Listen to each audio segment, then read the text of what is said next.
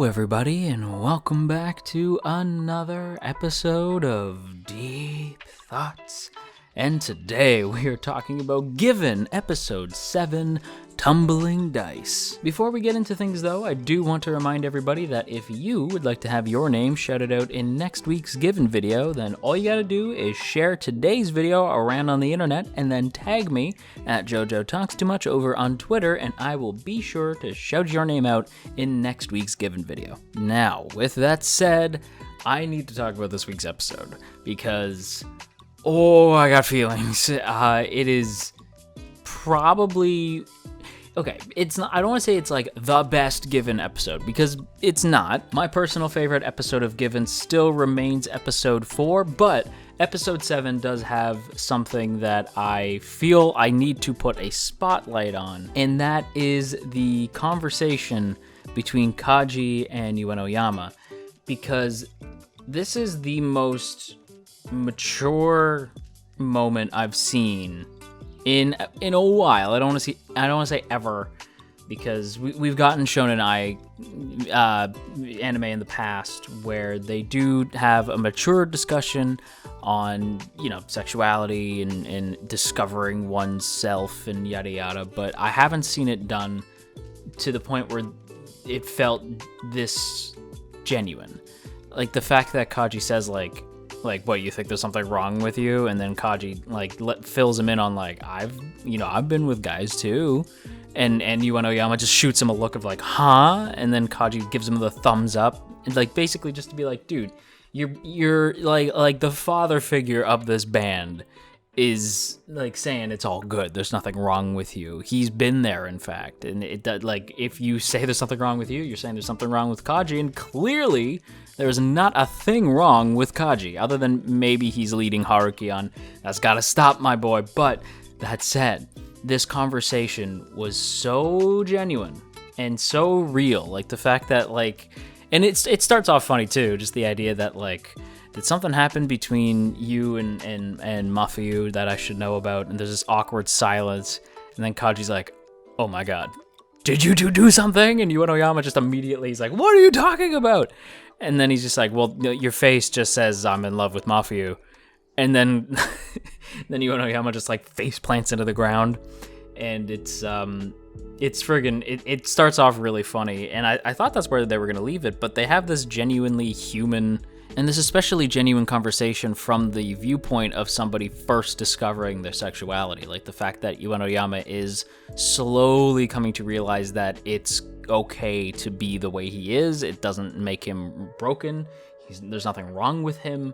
He just happens to like dudes, and maybe he probably likes both. Maybe he liked Little Miss Random at some point, who I do have actually positive things to say about in this week's episode, but I will get there because I just want to really emphasize how much I loved this conversation. Very small moment in the episode overall. It doesn't take up too much time. It's barely maybe two minutes long. I've probably spent more time gushing about it than I have, or than the episode actually spent on said scene.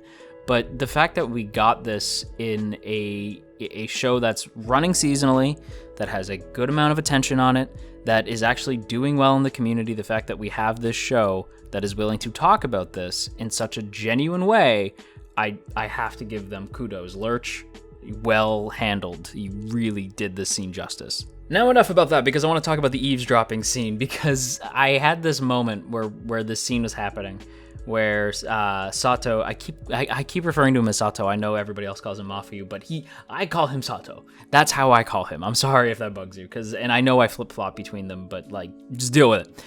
But this scene of Sato and the basketball friends eavesdropping on Uenoyama and Little Miss Random as she's leading him to take out he's leading her taking out the garbages. I guess they were being nice and taking out garbage for their class, and it leads into this scene where it's funny, right? Because when I saw it, all I could think of and all I kind of wanted was for Uenoyama to just appear in the hallway and just be like, Sato and basketball friends, were you eavesdropping? I ain't been dropping no eaves, sir, honest.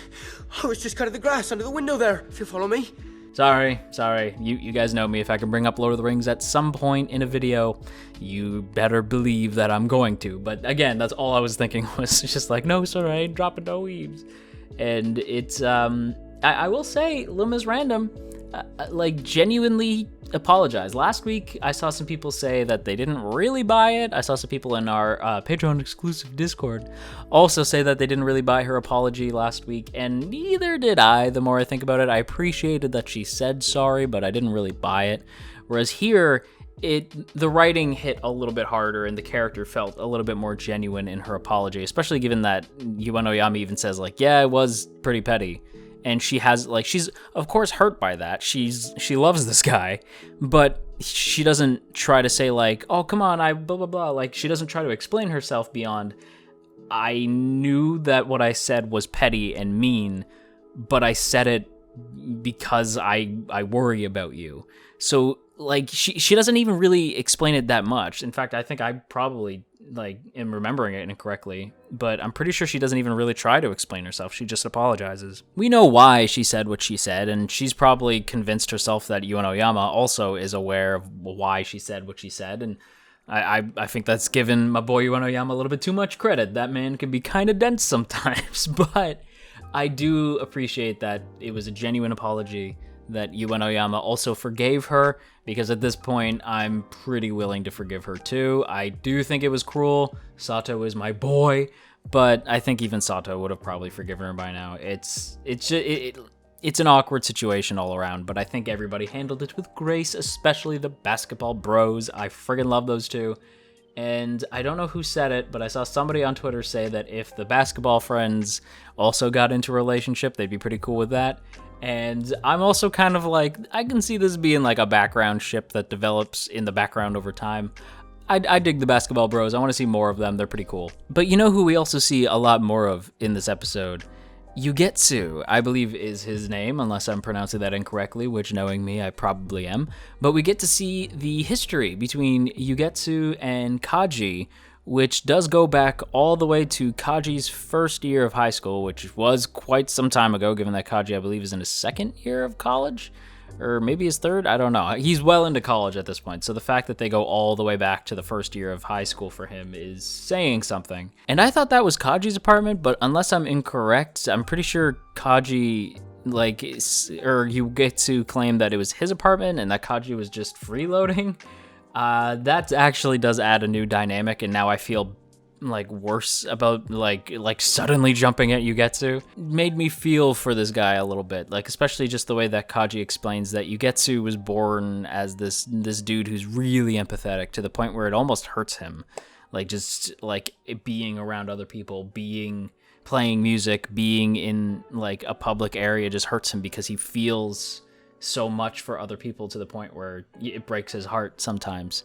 So, and I've met people like that who are just so empathetic. Like, when somebody else is sad, they really feel sad themselves. So I can respect Yugetsu, especially the fact that the man is apparently a wizard with a violin. That said, as much as I like Yugetsu, I like Haruki more. And I'm vaguely concerned that this really throws a monkey wrench into the whole Kaji and Haruki ship thing. I'm not sure where Yugetsu falls in Kaji's life at this point. Did they formally date? Are they still dating now? I don't really know. I guess we'll have to wait and find out, which is gonna kill me. But before I wrap up today's video, I also really want to point out two more things. One, the parenting scene, and I say parenting in brackets, but like, or in quotations rather, but I really do feel like that was the two parental figures of the band really like just laying into Sato and Uenoyama, just letting them know like, hey, listen, like Kaji laying into Uenoyama saying like, listen, man, if you have two options here. You can either face your past and write the song, or you can run away and never be able to write the song. Those are your only options. And the fact that he just says it like that blunt, and Haruki is also like insanely blunt with Uenoyama, where he says like, listen, dude, like, you're not playing the same way that you used to, and if you're not careful, Mafuyu's song is gonna consume you. And it really hammers in the sort of, I guess familial bond is just the best way I can put it, that the band has, like this really tight-knit group that really cares about each other and is willing to break up the band if it means maybe getting these two together, because that's clearly what they want, but they have their own baggage that they're trying to work through. And the two parental figures are willing to destroy the band, if it means there's a chance at getting these two to just admit their feelings, which I really, really dig that. Now, obviously, I have my suspicions that maybe the band won't break up next week, but color me shocked. I know I must be like a psychic or something, but yeah, I'm pretty sure the band's gonna be just fine. The other thing I want to point out too is that next week's title is called Time is Running Out, and at first I didn't think anything of it until I remembered that next week is episode 8, which means that we've really only got 4 more episodes left of Given. Because Given's only getting 11 episodes for some bizarre reason. And I am really concerned that we may not get a second season of Given. I am hoping that we do, because the show is really friggin' good, and I can't really recall the last time a Shonen Ai series got this much love from the community. So, at least from what I've seen from the community, most people on my Twitter love Given, people in the Discord love Given. From what I've seen on YouTube, other people like Given as well. I've seen it covered by other like anti-tubers and seasonal reviewers, and I can only hope that it gets a second season. But given Shonen Ai's kind of track record of not really getting second seasons, I am a little bit concerned. But that said, the show is going really well. I enjoy the slow pace of the show. Like, we're still not even at the friggin' gig yet. So I'm almost wondering if maybe the gig will be like the 10th episode with the aftermath taking up episode 11. I don't know, that's my guess, but again, I hope we get a second season, but I guess we'll just have to wait and see. With that said, everybody, I am going to give this week's episode a grade of A-. I almost got a B+, but that conversation between Kaji and Uenoyama really pushed this week's episode into the A range, so it just kind of rolls its way into an A-. Really, really good stuff. With that said, though, everybody, I am going to wrap up today's video, but before we go, as always, I have to give a big shout out to the good folks over on Patreon, namely those in the Earl Grey tier: Calvin Atkinson, Crowbar of Irony, Dominic, Urza, No For Nothing, Maria Teresa, Mirth Mouser, Nye, Omner Garamond, Opinionated Slime, Cell, Shadow Creative, Sipco Games, Somastan, Tristan, and Verdon. Thank you guys so much for your continued support over on Patreon, and if you too would like to join the T Squadron, then by all means go ahead and check out the first link in the description. Check out our Patreon page, see all the cool rewards you can get over there, as well as our Patreon exclusive Discord. But on that note, that is going to be a video, so if you enjoyed today's video, then you've probably been on the internet long enough to know what to do already, so I ain't going to tell you, but I will say that it is appreciated, and if you're feeling stressed out today, you go have yourself a warm cup of tea, and I will talk to you all again real soon.